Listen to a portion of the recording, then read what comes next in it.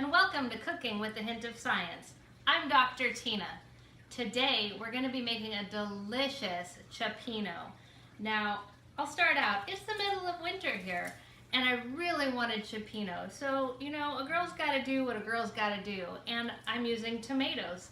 Obviously, this isn't the right time of season for them, so I've got some tricks to help make these tomatoes really sweet so they punch the dish.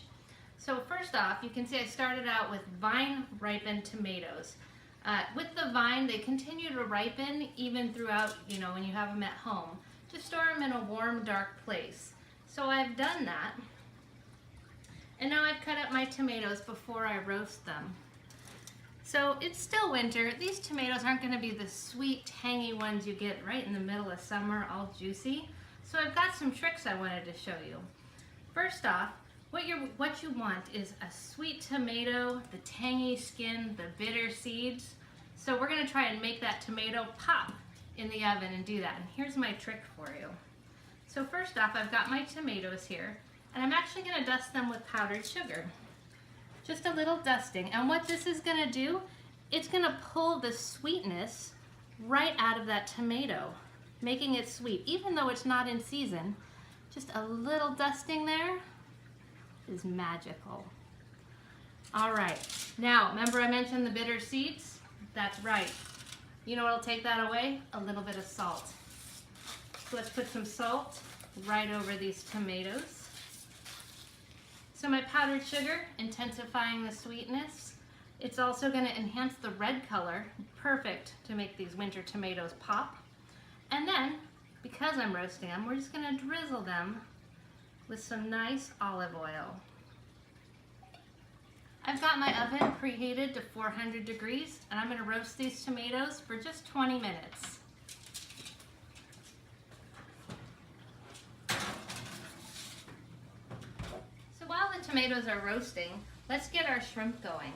So in my pot I've got a tablespoon of melted butter, and as you know, to the melted butter we add olive oil. And if you remember from my other shows, that's because butter's delicious and olive oil has a higher smoking point. So together, they're really perfect for cooking.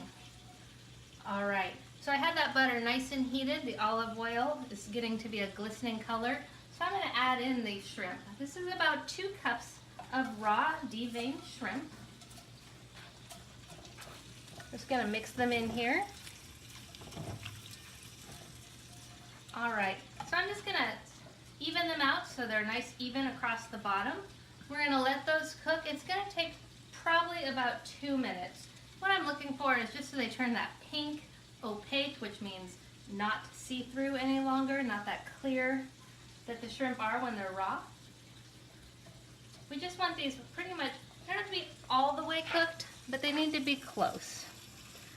So shrimp cook the fastest, which is why we're cooking them first, because the rest of our seafood will cook a little bit slower. They're going to simmer in the sauce, but the shrimp will cook pretty fast. So I've got them over a medium-high heat right now. And we're just going to let them do their thing. Simmer in that delicious butter olive oil sauce. Nice even layer. All right, so the shrimp are ready to pull out. You can see how beautifully pink they are. Now we still have our butter, olive oil sauce there at the bottom. Now mixed with delicious shrimp juice. So I'm gonna pull out these little shrimp. We're gonna save them for later and we'll add them. So next goes in our onion. Now I've just chopped up 1 sweet onion, because you know I love sweet onions. And I'm just gonna pop it right in here, right into that juice. And we're going to let this onion sweat out. That's probably going to take, 8 to 10 minutes. We're going to leave it alone there, as you know, to kind of caramelize the bottom. Let it simmer in that sauce, pull out those sugars, stir it occasionally. So 8 to 10 minutes here, and then I'm going to add 6 cloves of chopped garlic. Get that nice aromatic flavor, the base for our cioppino sauce. This is our onion, garlic, and I've added some red pepper flakes just to add a little spice to our cioppino. Now I'm adding 1 6-ounce can of tomato paste to this. And I really like tomato paste. I think it adds a rich heartiness to the cioppino. So I like to add the whole can to it. Plus, you're not going to use that can for anything else, so we're just going to stir it up here. It's going to heat for about 30 seconds just to get the aromatics going, thicken it up a little bit. And then one of my favorite ingredients is going to be added. So I've got a bottle of white wine. Everybody loves it. It's going to cook off the alcohol, so if you drink, don't drink, it doesn't matter. You can have the white wine in it. This is a Sauvignon Blanc. It's a drier wine that goes really well with seafood. So I'm just going to add an entire bottle to this. Now I've turned down my heat right now just to add this in so you don't get any flames or anything crazy going on. We're going to add in the entire bottle of white wine. I did taste it for quality control, so you do know it's good. Just stir it all up in here. Perfect, perfect. All right, now I'm going to turn our heat back up just to a medium-high heat, and I'm going to simmer this until it thickens. Wine, onion, and garlic tomato paste have all thickened. Come take a look. We've got it at a nice boil here. You can see how thick it is, getting pretty thick. What I'm going to do is I'm going to add 2 cups of fish stock to it, slowly stirring in the stock.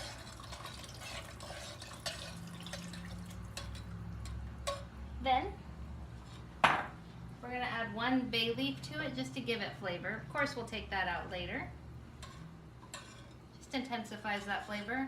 We're going to let this go at a nice slow boil for about 10 minutes. Then we're going to add the rest of the seafood, and we're almost there. Our sauce is now thickened. It's been 10 minutes or so at a nice boil. Over here we have our roasted tomatoes. Now I've cut these into quarters now that they've cooled. Alexa, stop. I've cut them into quarters now that they've cooled. That way the juices kind of stayed together with the tomato most of the time while it was roasting. So I'm just going to quickly add those right into our pot. Perfect. Let's just turn down the heat. Now it's time for the seafood, the star of our show. Oh, but I can tell you what, those tomatoes in there, they look amazing. They're a beautiful red color. I bet they're sweet and juicy. This is going to be so good. So I've got a mixture of mussels, calamari, and bay scallops, about 1.5 pounds total. We're just going to add this right into the mixture. Perfect. Not adding that shrimp in quite yet. Just give it a stir. I'm going to do it down to a medium-low heat, and I'm going to put the lid on, and we're going to just let this simmer for about 5 minutes. Get that seafood all nice and warmed up in there. All right. Lid on, 5 minutes.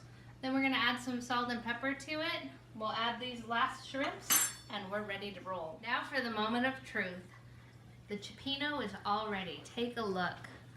Oh my gosh, how beautiful is all that seafood in this delicious tomato sauce. Let's get rid of that bay leaf like we talked about.